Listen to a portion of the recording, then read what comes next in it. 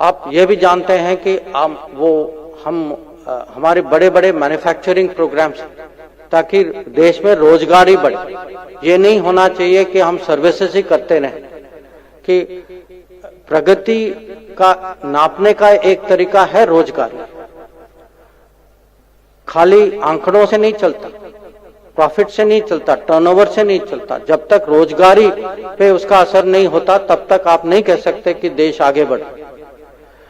तो ये जो उन्होंने कूटनीति को एक किस्म से रीडिफाइन किया है कि भाई आपके लक्ष्य वो है, ये नहीं है कि सबको खुश रखना है, सबके साथ संबंध बनाना है, वो तो करना ही करना, बट वो संबंध का जो है उसका कहीं एक मकसद होना चाहिए। और इसीलिए विकसित भारत और समृद्ध भारत आपको अलग अलग पहलुओं में दिखाई देता है। कि आगे आप देखें कि एक हमारा एक्सपोर्ट लेवल जो है, हमारा निर्यात पिछले साल में $670 बिलियन, जो कोविड के पहले ये रिकॉर्ड है हमारा एक्सपोर्ट का।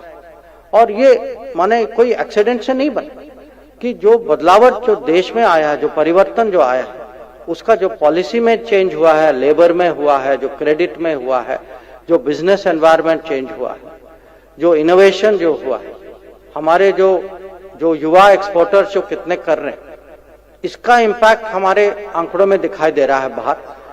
और अब हमने दुनिया में पहचान बना ली है। एक समय था कि हमारे बारे में कहा जाता था कि हम आईटी ऑफिस, बैक ऑफिस है। अब हम माने जाते हैं कि हम फार्मेसी ऑफ द वर्ल्ड भी। और मुझे पूरा विश्वास है कि कुछ ही सालों में हम जो है अपनी पहचान मैन्युफैक्चरिंग में भी बनाएंगे, और मैन्युफैक्चरिंग में भी बनाएंगे। और इसका एक उदाहरण मैं देता हूं कि अगर जो एप्पल अगला 14 जो निकलेगा, एप्पल 14 जो है भारत में बनाया जाएगा। ये पहला एप्पल होगा जो साथ ही साथ चाइना वाला एप्पल और इंडिया वाला एप्पल 14 जो है वो साथ ही निकलेगा। तो मैंने कहा है कि ये दुनिया में इसके अलावा ये भी सबकी चाह तो होगी कि हम प्रभावशाली देश बने। और प्रभावशाली के अलग अलग इसको हम इसके परिप्रेक्ष्य जो है, हम आर्थिक परिप्रेक्ष्य से देख सकते हैं कि काले धंधे पे जो ब्लैक मनी जो है इसके बारे में, और टैक्सेशन के बारे में क्या करें। और बहुत सारी चीजें जो हैं हमारा कहना जो है, किसी भी कॉन्फ्रेंस में जब मोदी जी खुद जाते हैं और प्रस्ताव सामने रखते हैं, दुनिया देखती। पिछले साल जो है एक मिनिमम टैक्स हुआ, क्योंकि बहुत सारे कंपनियां जो हैं वो अलग अलग देश में अलग अलग टैक्स, और देखते थे कि जहां टैक्स नहीं देना वहीं जाते थे। कि दुनिया में मिनिमम टैक्स को कैसे आगे बढ़ाए, या जैसे मैंने आपको समझाया कि आतंकवाद के खिलाफ दुनिया काउंटर टेररिज्म में कैसे जुड़े, एक साथ जुड़े, या पूरा क्लाइमेट चेंज। आप जानते हैं कि आज क्लाइमेट चेंज का असर आप हर जगह देख सकते हैं। आप पिछले महीने आपने देखा होगा कि आप ही के यहाँ कितनी बारिश हुई, कितनी गर्मी हुई। दिल्ली में साल के शुरुआत में कितनी ठंड थी, और ये सब नॉर्मल से ज्यादा, जिसका मतलब है कि क्लाइमेट चेंज हमारे आंखों के सामने अब महसूस हो रहा है। और इसका भी उन्होंने, अगर पिछले सालों में दुनिया में कहीं भी कुछ नए इनिशिएटिव निकले हैं, ये मोदी जी के इनिशिएटिव हैं। एक तो इंटरनेशनल सोलर अलायंस है, और एक है coalition for disaster resilient infrastructure, जिसका मतलब है कि कहीं कुछ दुर्घटना हो जाए तो दुनिया एक किस्म से उसके लिए तैयारी करती है, पहले से तैयारी करती है। कि जो समुद्र के साथ बगल में बिल्डिंग हो, या जहां भूकंप आए उनकी बिल्डिंग स्टैंडर्ड्स क्या होनी चाहिए, या जो नदी के बगल में रहते हैं उनको क्या करना चाहिए। तो ऐसी नए इनिशिएटिव्स आज हमारी उस पे भी पहचान बढ़ी। और अंत में मैं कहना चाहता हूं कि हम जो हैं भारत, हमारी अगर एक खासियत है, यह है कि दुनिया हमको एक सिविलाइजेशनल स्टेट मानती है। कि हमारी जो इतिहास, संस्कृति, विरासत जो ये दुनिया जानती है। और ये भी है कि दुनिया में करीब आजकल 200 देश, बहुत कम देश जो जिनकी इतनी पुरानी हिस्ट्री, जिनकी कल्चर जो है पूरे दुनिया को कभी न कहीं किसी तरीके से उस प्रभावशाली हो चुकी। और ये जो है उन्होंने उनके 2 बहुत बड़े इनिशिएटिव हैं। एक तो योगा का, कि अभी आज ही मैं पढ़ रहा था कि सऊदी अरेबिया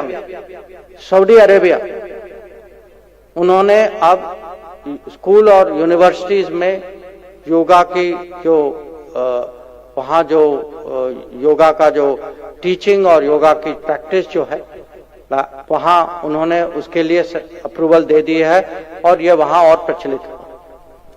और आप जानते हैं कि आयुष के माध्यम से उन्होंने दुनिया में आयुर्वेद के बारे में दुनिया एक जो ज्ञान दुनिया को अब पिछले सालों में मिली है और दुनिया की कंफर्ट जो है ट्रेडिशनल मेडिसिन वेलनेस के साथ बढ़ी।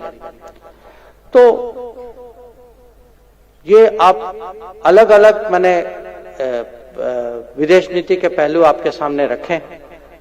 तो इसका पूरा अगर मैं इसको जोड़ूं तो आपको ये जरूर लगेगा कि आजकल दुनिया जो है हमारी, मैं कहूंगा, प्रतिष्ठा जो जब प्रधानमंत्री जी कोई भी दुनिया के स्टेज में जाते हैं और आप उसका जो वहां हैं, माने नेता लोग या वहां की पब्लिक या जो भी मीटिंग में जाते हैं, उनका आप रिएक्शन देखिए, क्योंकि उनको लगता है कि जब हम न्यू इंडिया की बात करते हैं, न्यू इंडिया जो है उसके लिए एक विजन चाहिए।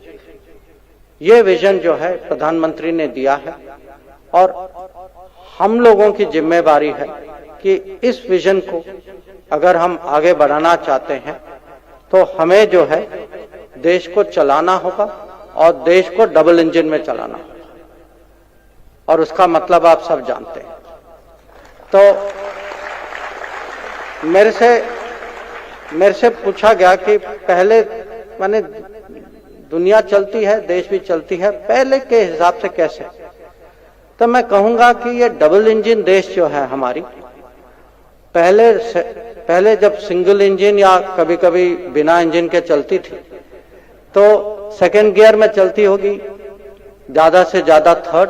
अब दुनिया को दिखाई देता कि ये गाड़ी 5th गियर में जा रही, और इसमें मुझे बहुत गर्व की बात है कि 5th गियर में गाड़ी के अंदर बैठे एक विदेश मंत्री का कहीं योगदान है, कहीं सौभाग्य भी है कि इस गाड़ी में बैठने का।